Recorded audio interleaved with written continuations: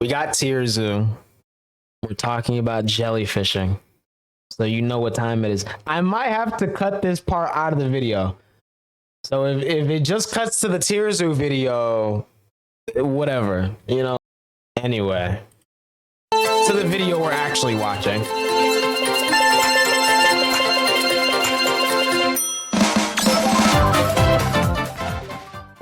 Okay.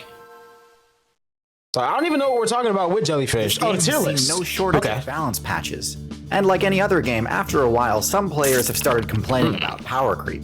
Being able to breathe on dry land used to be an incredibly unique and powerful perk, but now it's basically par for the course with around half of the player base. Being able to see and respond to the actions of other players used to be an incredible advantage, one that literally invalidated a huge number of popular playstyles. The same could be said about warm-blooded respiration, pair bonding and offspring rearing, eusociality, and even flight. And yet, even after an uncountable number of game updates, balance patches, and expansion packs, one of the most consistent builds in the meta is the Jellyfish, a collection of ancient builds which usually have a grand total of 0 of the aforementioned abilities. They've been saying it all Today we're going to discuss why the Jellyfish, as well as other Nadarian and Jelly-like builds, have been able to stand the test of time. We'll talk about the most notable members of the faction, and place them all on the Jellyfish tier list. But first, an overview of the history of the Jellyfish build, plus a quick rundown of the typical stats and abilities they tend to have. Jellyfish have some of the strangest stat spreads in the entire game. The most obvious quirk is that their intelligence and perception stats are basically 0. Jellyfish has no central nervous system, and so essentially all intelligence and perception-based abilities are completely locked on their skill tree. The lack of a brain means Jellyfish have to play mostly on autopilot, and rely on pre-programmed reflexes and instincts to steer them away from danger and towards food. But those aren't their only extremely weird stats. That's crazy. I didn't know that. Some incredible regenerative abilities and can recover from basically any damage, which is good because jellyfish have next to no defense at all. They're comprised of around 95% water, and their outer layer is a simple jelly-like substance that offers very little protection. Luckily, because of the fact they're really mess with them like that. composed of water, they blend in quite well with the water. Many of them are nearly invisible, no cap. And all are translucent to some extent, which makes them extremely difficult to detect via eyesight.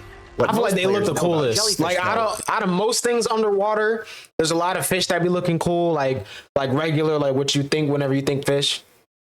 You know, sea anemone, all that, they be looking cool.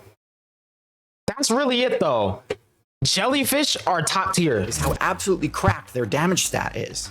The Jellyfish's special ability, Nematocyst, allows massive venom damage upon even the slightest contact with their tentacles.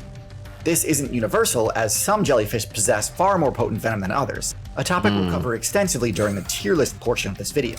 But nonetheless, most competent players fear getting too close to any jellyfish because of their deadly reputation. Crazy. Their stat spread may seem completely nonsensical until you realize what the meta was like when the jellyfish was first added to the game. I've covered quote-unquote maybe they used to be like OP before on this channel, builds like the shark, scorpion, and centipede, but jellyfish vastly predate all of them. Jellyfish were one of the first, if not the first, major faction of multicellular builds, and so they had very little need for defenses and intelligence when there was very little to defend yourself from or to outsmart. At the same time though, when they've been around for so long, it's like, how do they not then evolve to like still be more, you know what I mean? Like they haven't leveled up since like 300 million years ago. Long filter feeding on plankton works just fine. Some might argue it still does. No updates. Even though cephalopods, fish, and arthropods look, bro, were this added is to the game so cool. soon after, jellyfish remained extremely popular. So after 500 million years of balance patches and game updates, let's see which jellyfish builds come out on top. Let's see, bro. Okay, moon jellyfish. The moon jelly. Dang, one of the most common jellyfish builds in the game. They look awesome. One that doesn't really make use of the jellyfish build's more interesting abilities.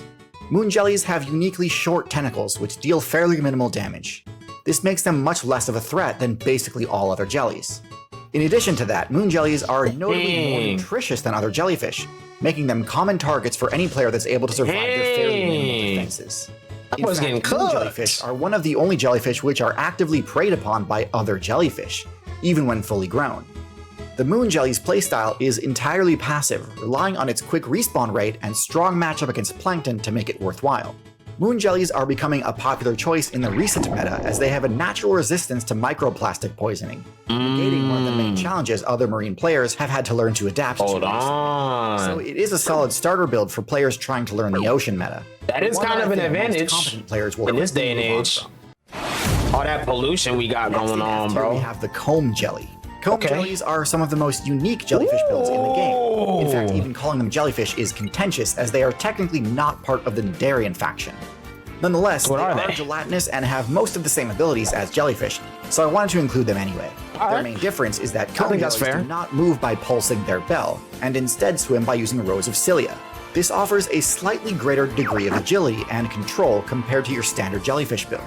Their tentacles are also slightly different, being lined with adhesive glue rather than venomous microbarbs. This is quite efficient at capturing small prey, but is completely useless on defense. And because they still do not possess an advanced nervous system, the fact that they have greater control over their movement via their cilia doesn't amount to that big of an advantage in practice. They still can't dodge predator attacks because they cannot dodge an attack that they don't know is coming. This build has a lot of potential if they can just put a few more points into intelligence. But for now, I'm still going to place them in F tier. I feel like so far a lot of these F tier, like they could be better if they just locked in. You gotta lock in, bro. At the bottom of T tier, we have the sea nettle. The sea nettle is essentially the most basic, average jellyfish build in the game. It embodies every feature of the archetype, yet excels at none of them and doesn't really have any additional unique abilities. The sea nettle has decent length tentacles that can inflict solid damage, potentially lethal to builds within its own weight class, but still not strong enough to really merit the extreme caution the reputation has impressed on the player base. With low medium size and the same nearly non-existent nervous system, sea nettles may be more well defended than the moon jelly, but with even the slightest bit of clever counterplay, they still fall apart immediately. Fair. Next, in D tier, we have the coral. You might be surprised to see coral on the jellyfish tier list. And indeed, I am stretching the definition a little bit, but they are a part of the Nidarian faction, and are less different once you look more closely. Their early game is pretty much identical to the jellyfish, but rather than remaining free-floating, they settle onto rocks and surfaces along the seabed and attach to a single point, dropping their mobility stat to 0 for the remainder of their playthrough. To compensate, corals then activate their signature ability, Calcify, constructing an incredibly sturdy exoskeleton around themselves, massively buffing their defense stat in the process. As this exoskeleton grows, the coral will also clone itself, eventually granting the player control over an entire colony. I would have never known that that's like jellyfish though. AFK experience farming. Once established, the hard part of their playthrough is over, and they can now filter feed for essentially as long as they like. So an easy build to play if you can make it past their vulnerable planktonic early game, although unfortunately the climate change balance patch seems to be a pretty harsh nerf to this playstyle. Yikes. GG's. And at the top of the tier we have the other colonial Nidarian, the Man-O-War. This build sports medium damage, much higher than the moon jelly or sea nettle, but still not the instant death level venom that some of the higher tier jellyfish have. Like other jellyfish, it has low mobility and terrible defenses. But I would say that the Man-O-War is uniquely vulnerable to predation due to the fact that rather than having a bell to propel itself through the water, instead the Man-O-War has a balloon, making them very easy to detect and attack from above, where many seabirds hunt. I was thinking that might have been like a cool advantage, but it's definitely not. Easily cause it to deflate, sending the Man-O-War straight to the depths for an instant game over. Which negates the advantage most jellyfish have of being able to regenerate from. I feel like that would be F tier if it wasn't like a little bit stronger on the offensive side. The Man-O-War seems to be uniquely vulnerable to getting beached during severe storms. And that's barely, it looks like. Positioning on the surface of the water where they get beaten around by the waves. Zero defense though. Still, not something you want to be trading hits with if you're a fish. Exactly. That's the only reason it's not in F tier, probably. This is the largest jellyfish build in the game. Sporting a massive HP stat and tentacles that can reach lengths of 120 feet.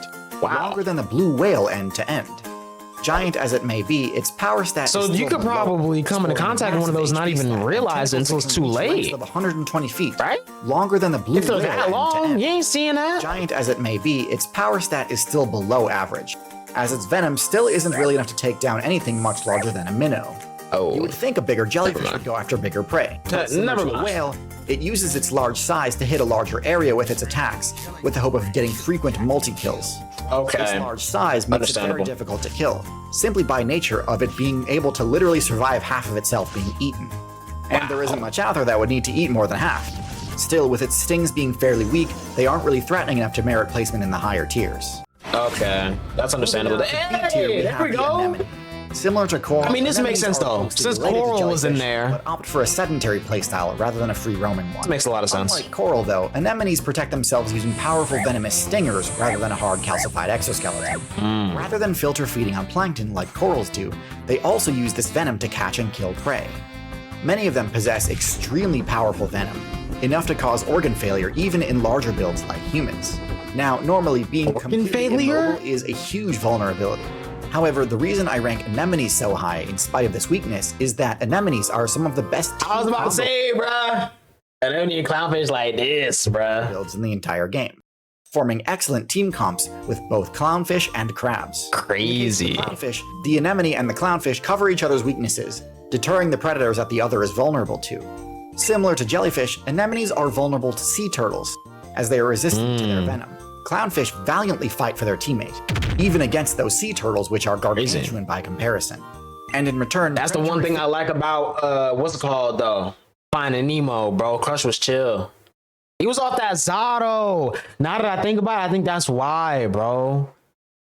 He was off that Za, bro. Because if you don't know, Crush is definitely like, you know what I mean? Just like the old V-Dub bus in Cars. And the low-key the General too, bro. The Willie's Jeep. He was off it too, but it just affected him a little bit differently because he went to war, so he had PTSD. It was a little different, you feel me? But yeah, man. Fish that would love to score an easy kill on a small, vulnerable fish need to tank a mouthful of nematocysts to even have a chance at attacking a clownfish. And in the crab's case, rather than fighting off turtles, the crab will actually attach the anemone to itself, gaining venom damage on its own attacks in exchange for granting the anemone its mobility back. So, while probably only low to mid-tier on its own, the combo potential of this build makes it I feel like that's a solid build and bumps it up to B tier.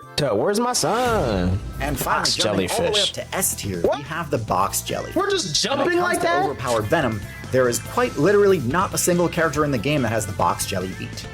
Its neurotoxic venom is extremely deadly, rapidly paralyzing the victim, quickly leading to suffocation and cardiac arrest. In addition to having the highest damage of any jellyfish, box jellies also have the highest stealth stat. While many jellyfish sport a wide range of translucent colors like red and blue, box jellyfish are almost completely transparent, as close to invisible as possible. In addition, because they sport fewer tentacles and therefore experience less hydrodynamic drag, and because of their unique bell shape which allows them to jet through the water, box jellyfish have the highest mobility stat of any jelly. This makes them incredibly difficult to detect and avoid as they zoom through coastal waters, leading many players to simply avoid the territory entirely rather than risk potential encounters. The hallmark of a high-tier build. And as if all of that I didn't know they was enough, like that. Box jellyfish are unique in that they're the only jellyfish which have eyes, allowing them to detect danger and avoid obstacles.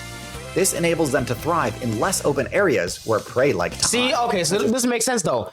At least one of them spec'd out to be like valid, bro. Nah, that's crazy. Or mangrove swamps.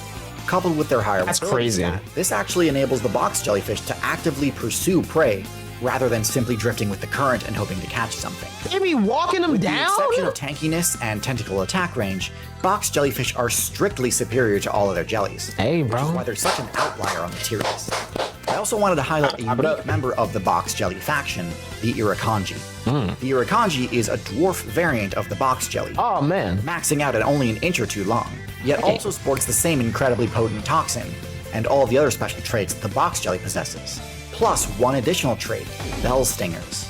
Most jellyfish have a pretty massive weak point, their bell. It can be attacked safely without the risk of being they're tiny, but they pack a punch. The attacker avoids the tentacles. The Irukandji simply does not have this weakness, as every millimeter of its surface is covered in the same that's stingers. low-key terrifying. As a result, even accidentally bumping into the Irukandji can result in an instant game over, which has a lot of players worried given how much more popular this build has become lately. This is obviously a super risky playstyle though, as the Irukandji itself has the lowest HP stat of any build I've ever covered on this channel. Even just swimming into an obstacle is damaging enough to kill an Irukandji, so they need to play extremely carefully and can't take advantage of the obstacle-heavy environments that the other box jellies can. That's good, they're nerfed. That's the jellyfish tier list. Generally, I rate most of them low to mid-tier, with the exception of the truly formidable outlier of the box jelly. Before we wrap up, I do want crazy. to cover some counterplay options. Okay. I mentioned it a few times in the video, but sea turtles have a flat-out unlosable matchup against jellyfish, being completely immune to their venom, and so they are able to safely attack and digest them. But That's another fire. lesser known but even more effective counter to jellyfish is the sea slug. Not only are they immune to the venom, but they can actually absorb the stingers and convert them into their own defensive weapons, basically giving them all the deadly benefits of the jellyfish without the drawback of being basically brainless. I expect That's both of these so builds to become a lot tough. more popular as jellyfish numbers continue to increase.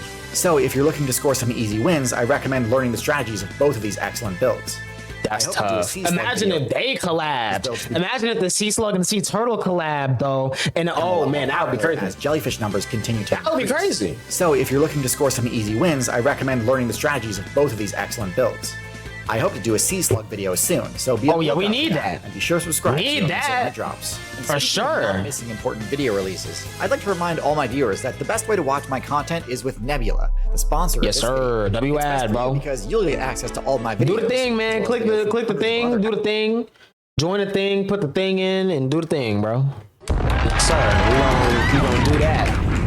For that, bro. But this was a fire video though. I ain't gonna lie. I feel like this is one of the first TierZoo videos in a minute that I genuinely learned more than I already knew.